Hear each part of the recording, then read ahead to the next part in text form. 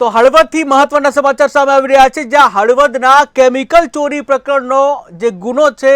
એ નોંધવા માંગ કરવામાં આવી છે। હળવદના કેમિકલ ચોરી પ્રકરણનો ગુનો નોંધવા માંગ કરી છે, ત્યારે ભાજપના આગેવાન સામે ગુનો નોંધવા આવેદનપત્ર આપવામાં આવ્યું। જ્યાં તાકીદે કાર્યવાહી નહીં થાય તો આંદોલનની ચીમકી ઉચ્ચારી છે। પત્રકારોએ મામલતદાર અને પોલીસને આવેદનપત્ર આપ્યું, જ્યાં ટેન્કરમાંથી કેમિકલની ચોરી થતા ફરિયાદ થઈ હતી। તો મહત્વના સમાચાર સામે આવી રહ્યા છે હળવદથી, કે જ્યાં મોરબીના હળવદમાં જે કેમિકલ ચોરીના પ્રકરણ જે હતું, કેમિકલ ચોરીના પ્રકરણ અંગે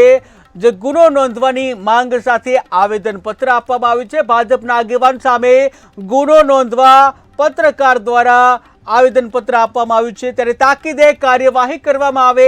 અને જો કાર્યવાહી કરવામાં નહીં આવે તો આંદોલન કરવાની ચીમકી ઉચ્ચારી છે।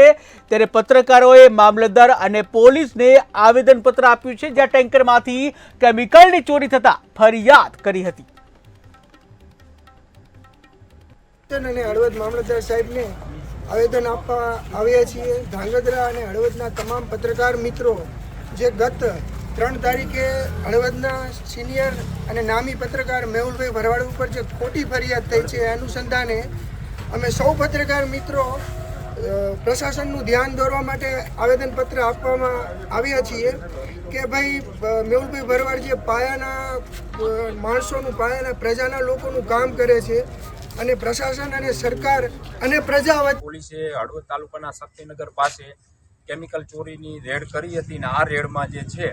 એમાં એ સમયે તો કોઈ આરોપીને દર્શાયા નહોતા અને પાછળથી 3 આરોપીઓના નામ ખુલ્યા હતા, એક ડ્રાઈવર, કુલ 4 આરોપીઓના નામ ખુલ્યા હતા। અને ત્યાર પછી અમે થોડી તપાસ કરી એટલે અમને જાણવા મળ્યું હતું કે આ કેમિકલ કાંડમાં જે છે હળવદ ભાજપના આગેવાનો સંડોવાયેલા છે, એને ફોન પે, ગૂગલ પેથી પૈસા લીધેલા છે, રોકડા પૈસા લીધેલા છે અને તાલુકા ભાજપની કાર્યાલય સુધી જે કેમિકલના આરોપીઓ છે એ પૈસા પહોંચાડતા હતા। એ આખો જે કૌભાંડ હતું એ અમે આવનાર દિવસોમાં ખોલવાના હતા અને એ ભાજપના જે અહીંના આગેવાનો છે એમને ખબર પડી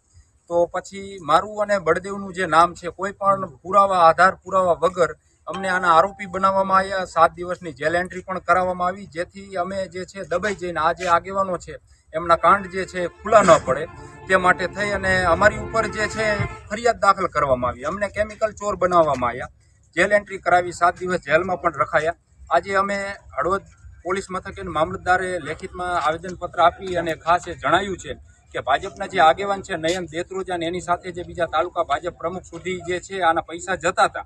તો પછી એને પૈસા લીધા છે, એના ફોન પે, ગૂગલ પે જે છે એના સ્ક્રીનશોટ, એના જે કંઈ મોબાઈલની જે કંઈ ડિટેલ હોય તેની સાથે બેંકની જે ડિટેલ હોય, તો કેમિકલ ચોરીમાં જે